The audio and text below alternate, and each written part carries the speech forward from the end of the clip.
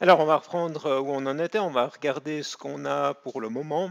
Et puis, assez vite, on va faire deux choses. On va regarder le fichier Gruntfile. On va faire deux ou trois modifications. Et puis, on va aussi préparer nos modules pour nos trois pages. Et puis, comme ça, on va pouvoir après faire la configuration de UI Router et tester que cette navigation, elle fonctionne. Alors, je reviens sur mon terminal, je vais relancer GruntDev. Et si on regarde ce contenu, c'est difficile de s'en rendre compte puisque le look and feel a changé, mais vous voyez qu'il y a dashboard, il y a cette liste de features. Ça, c'était des choses qu'on avait déjà vues tout de suite après avoir créé le template AngM. Et donc, on voit que, en fait, ce qui s'est passé, c'est que on utilise déjà, si je vais dans App et si je vais dans Module, dans Home, on a notre fichier dashboard, on a notre fichier Home. Vous voyez ici, vous avez le dashboard qu'on a ici. Vous avez ici le Home Service qui fournit des données qu'on retrouve ici. Donc ça veut dire que on est sur la bonne voie et donc d'avoir inclus ici notre UI View se passe relativement bien. Quelques mots sur le Gruntfile maintenant. Alors on a de la chance, c'est que ce Gruntfile, il est léger. Si vous comparez ce Gruntfile avec d'autres fichiers qui sont générés par d'autres générateurs, vous avez des choses qui sont beaucoup plus indigestes, avec des choses qui sont réparties sur plusieurs fichiers. Celui-ci il reste relativement simple à comprendre. Vous voyez que ici vous avez une liste de tâches qui sont faites, qui peuvent être faites dans les différents pipelines. Clean, c'est pour supprimer le contenu d'un dossier. GSInt, c'est pour faire de l'analyse de code statique sur les sources et puis remonter des erreurs, des mauvaises pratiques de codage. Concat, c'est ce qu'on va utiliser pour pouvoir prendre plusieurs fichiers JavaScript et puis en créer un seul. C'est des choses qu'on va faire quand on prépare le déploiement de production. Uglify, c'est des choses qu'on va utiliser pour minifier. Donc on prend le fichier source JavaScript et on va remplacer le nom des variables et des fonctions par des mots très très courts, donc A, B, C, etc. Ça a deux avantages. D'abord, les fichiers sont plus petits. Et puis l'autre chose, c'est que votre code devient beaucoup plus difficile à lire. Donc pour des questions de sécurité ou de propriété intellectuelle, c'est souvent une bonne idée de le faire. Vous voyez ici que c'est là qu'on configure le serveur local qui par défaut écoute sur le port 4000 et sert les fichiers. On voit qu'il y a du live reload qui est configuré. Et on a ici, et j'en parle là parce que les deux sont liés, on a cette tâche watch. Donc cette tâche watch, qu'est-ce qu'elle fait? Elle va regarder un ensemble de fichiers, une partie du file system, et dès qu'elle va détecter certaines choses, elle va prendre des actions. En l'occurrence, ici, elle va faire du live reload. Ce que ça veut dire, c'est que en développement, en fait, quand vous chargez une page dans votre navigateur, il y a un petit script, un petit agent qui travaille dans votre navigateur et qui va être connecté au serveur. Et le serveur, quand il va détecter des changements, il va envoyer un message, donc il va pousser une notification vers le navigateur qui lui dit attention, quelque chose a changé, donc moi je régénère les assets, je relance le pipeline, mais toi il faut que tu rafraîchisses la page. C'est pour ça que des fois quand vous développez et puis vous éditez vos fichiers, eh bien, vous allez voir votre navigateur qui fait automatiquement un reload et vous avez automatiquement les modifications qui apparaissent. Alors, vous voyez que par défaut, ils ont fait le choix de reprendre la configuration de GSint ici, donc il regarde ce qui se trouve à l'intérieur de ce fichier. Ça veut dire qu'ils ignorent par exemple les modifications qu'on fait sur les fichiers HTML, ce que je trouve un petit peu dommage.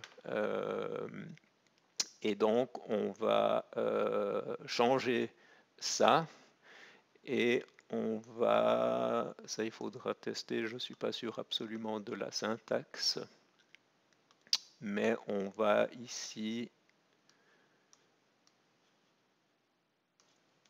dire qu'on prend étoile, étoile, point, étoile. Donc qu'on modifie n'importe quel fichier, finalement, on va relancer le processus. Alors c'est pas tout à fait optimal, il y a matière à discuter ça, mais pour ce webcast, ça va être pratique parce que je vais pouvoir reloader même quand je modifie le fichier, les fichiers HTML. Et puis, dernière chose, c'est injector. Donc, c'est là où on lui dit, voilà, je vais avoir des librairies, des fichiers JavaScript. Ben, ces fichiers JavaScript, j'ai envie automatiquement de générer, si je reprends mon index HTML, j'ai envie de générer cette partie-là automatiquement. Hein, on voit qu'il l'a bien refait sur mon fichier quand j'avais repris le template de HTML5up. C'est pas moi qui ai tapé ça. Vous vous souvenez que j'avais tapé juste cette balise, et en lançant grunt dev, c'est lui qui a inclus cette partie-là. Alors là, c'est quelque chose que vous allez peut-être vouloir adapter, notamment si vous avez plusieurs fichiers HTML. Et puis il y a deux mécanismes. Soit vous lui donnez ici une liste de fichiers avec des patterns, ou alors vous pouvez aussi lui donner un fichier Bower qui contient une liste de dépendances. Et lui va parser ce fichier-là et automatiquement récupérer les fichiers. Ça, on le verra en action tout à l'heure, quand on va utiliser notre librairie de graphes. Donc pour le moment, je ne vais pas avoir besoin de modifier ça, mais c'était utile d'en parler.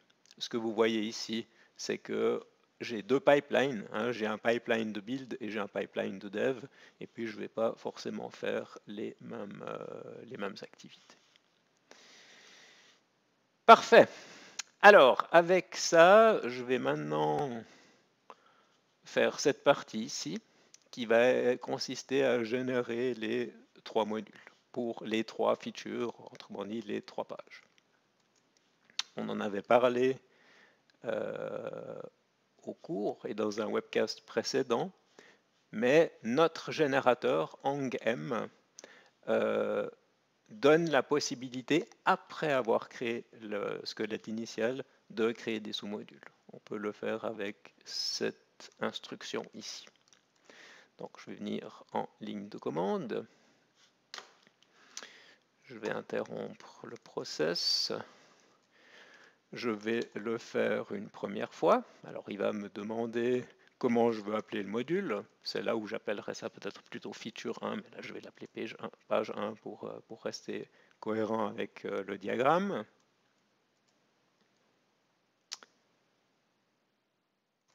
Où est-ce que je suis ?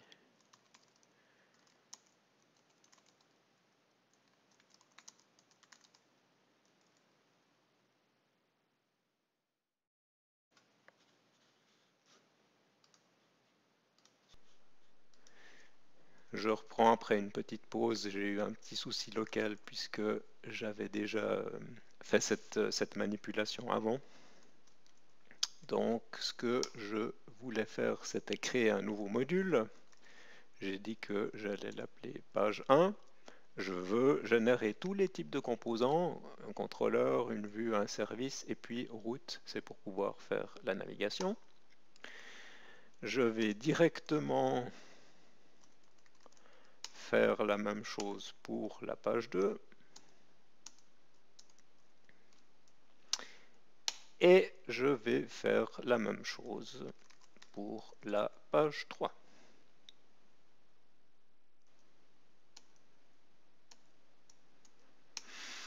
Et d'avoir fait ça, ça a généré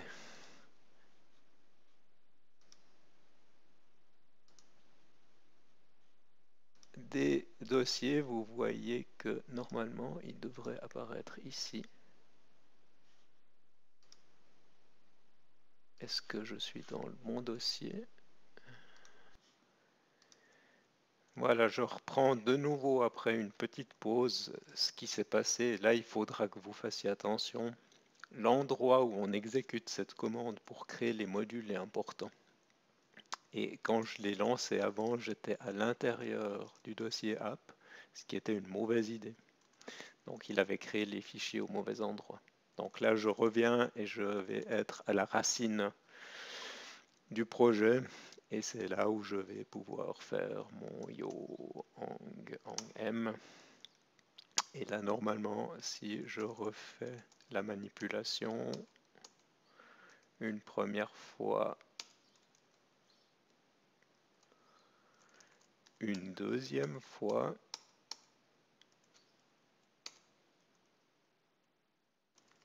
et une troisième fois, là, normalement, vous voyez que ici, je vais être à côté de Home et je vais bien avoir les modules. Donc ça, c'est la bonne chose. Alors, on va regarder maintenant le premier module. Premier, c'est un template, c'est une vue. Il n'y a aucune directive Angular pour le moment. On a juste du contenu statique, ce qui est très bien. Hein, si on veut tester notre navigation, ça va être parfait pour démarrer. Page 1 test, c'est utilisé pour des tests. On ne va pas parler de ça maintenant. Là, on déclare les modules. Vous vous souvenez, on dit c'est un module, deuxième argument, tableau vide, ça veut dire qu'on ne dépend d'aucun autre module. Par contre, si je viens dans app.js, notre sous-générateur a bien mis à jour cette liste et a déclaré une dépendance sur ces fichiers. Donc ça, c'est très bien. Le service, pour le moment, le service ne fait rien du tout. Le contrôleur ne met rien du tout à disposition de la vue. Ça, c'est pas grave. On rajoutera un titre après. Et puis, ce qui est important ici, c'est cet état. Donc, vous voyez que par défaut, ici, le sous-générateur a dit qu'on était dans un état qui s'appelait page 1, respectivement page 2, et vous vous en doutez, respectivement ici, page 3. Dans la configuration de cet état, on dit quelle est l'URL qui va permettre d'arriver à l'état. On va dire que dans ce cas-là, on va injecter ce template à l'intérieur de la balise UIView. Ce qui est intéressant, c'est que ce template, il va être téléchargé dynamiquement par Angular au moment où on en aura besoin. On dit qu'on va instancier un contrôleur, qui est ce contrôleur ici.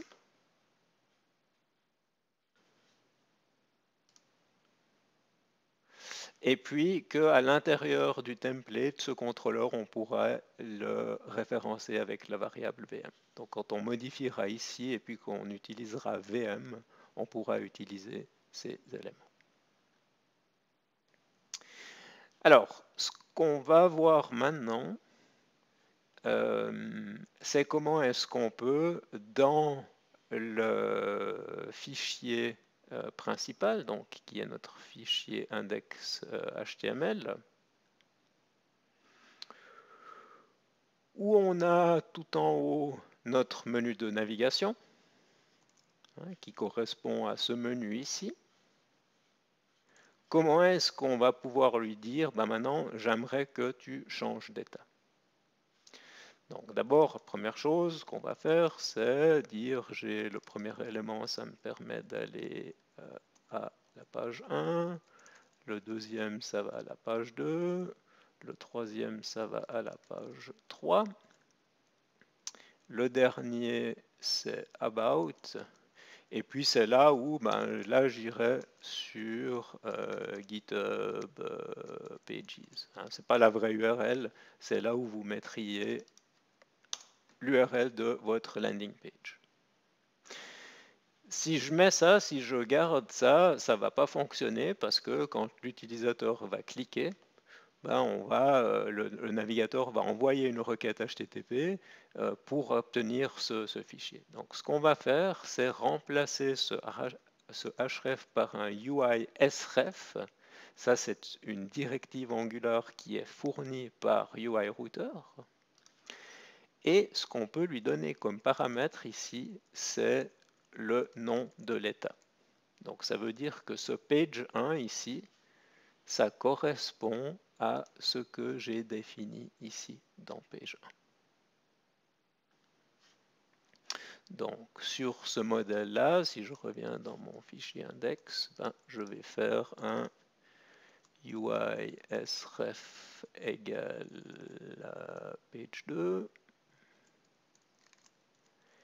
et puis un UI sref égale page 3.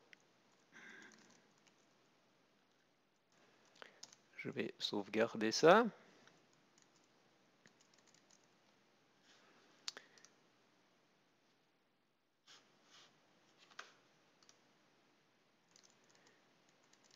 J'étais surpris de ne pas voir de live reload, mais évidemment, pour que le live reload fonctionne, il faut quand même que je lance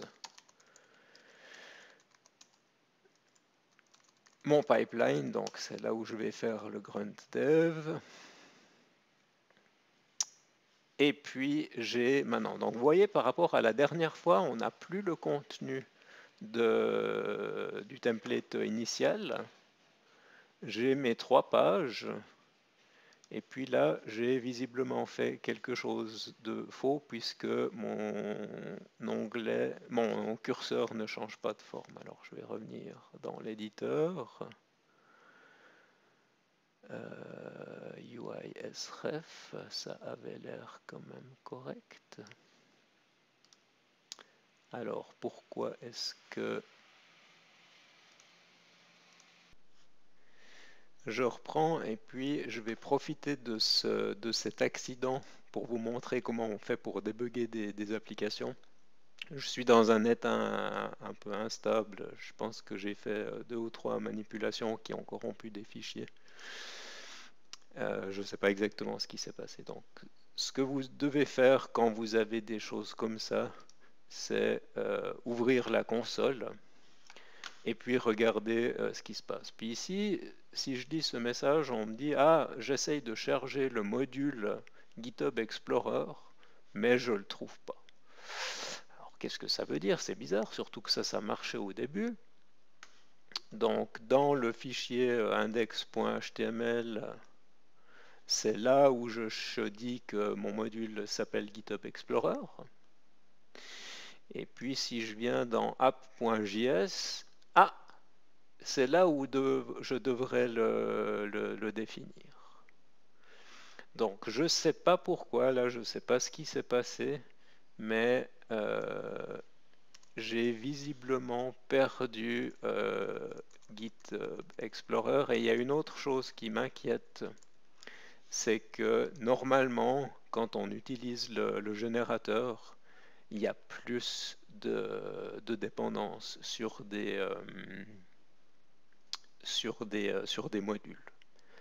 Donc là, à un moment donné, ce fichier app.js, il a été corrompu. Donc ce que je ferais dans ce cas-là, c'est je régénérerais le template, je regarderai à quoi il doit ressembler au départ et je le mettrai. Donc on va voir si on arrive à retomber sur nos pattes.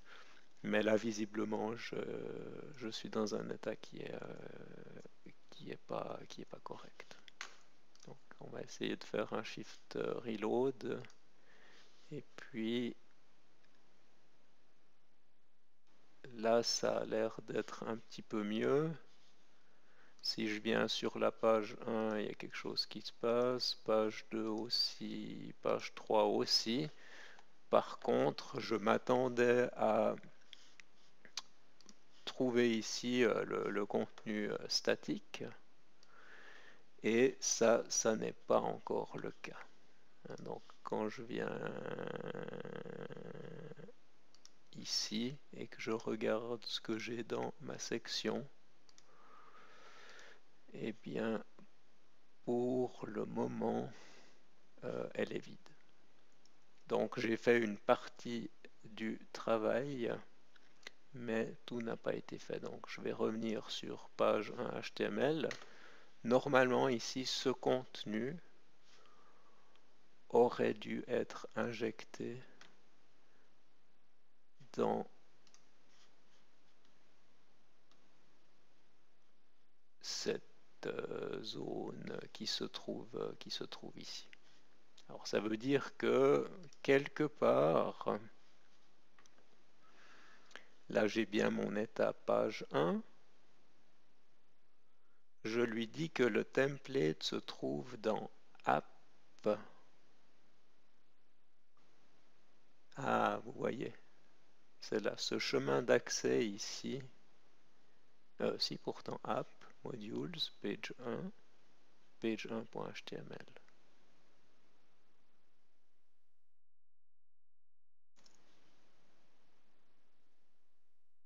Si je regarde ce qui se passe au niveau du réseau, vous voyez que il a bien fait le travail ici. Si j'efface ça, que je fais un shift reload,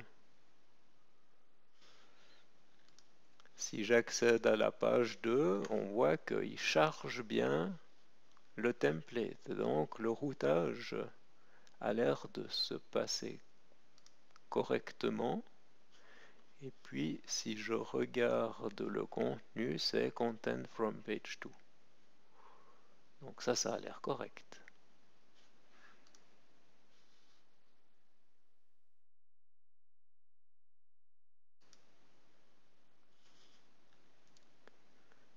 Donc, qu'est-ce qui se passe? Qu'est-ce qui se passe? Ça, c'est un peu bizarre.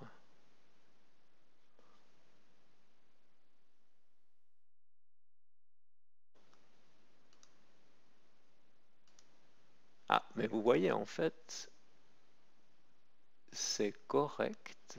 Le contenu HTML, il a bien été renvoyé. Sauf que ça doit être une histoire de style, en fait. À cause des styles, le contenu n'est pas visible. Donc ça va m'obliger à regarder un petit peu ces styles. Si je viens ici et puis que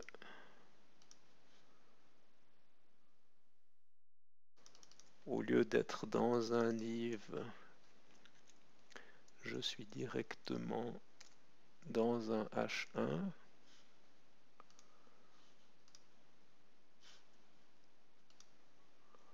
ça fonctionne pas mieux. Alors je vais faire une pause, je vais investiguer un petit peu et puis alors je reprends après cette investigation.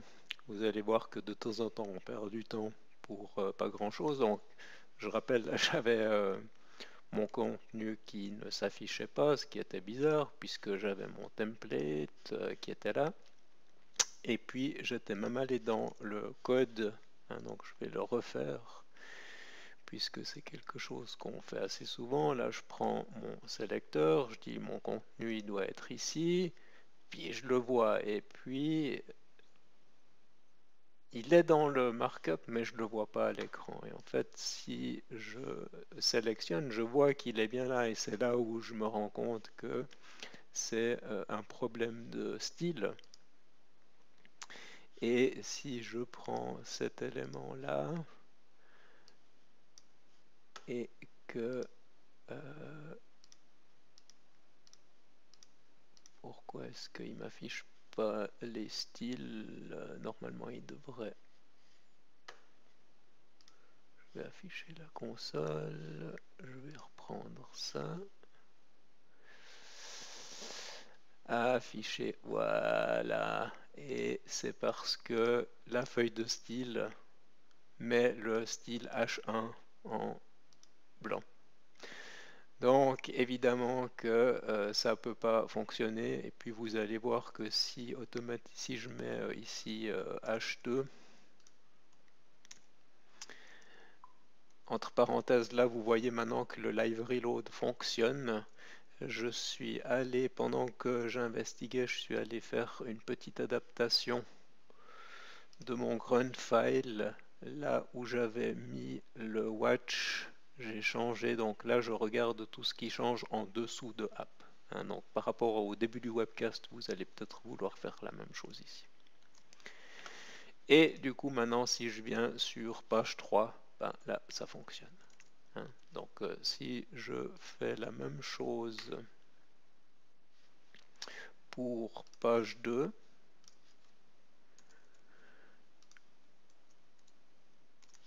et pour page 1,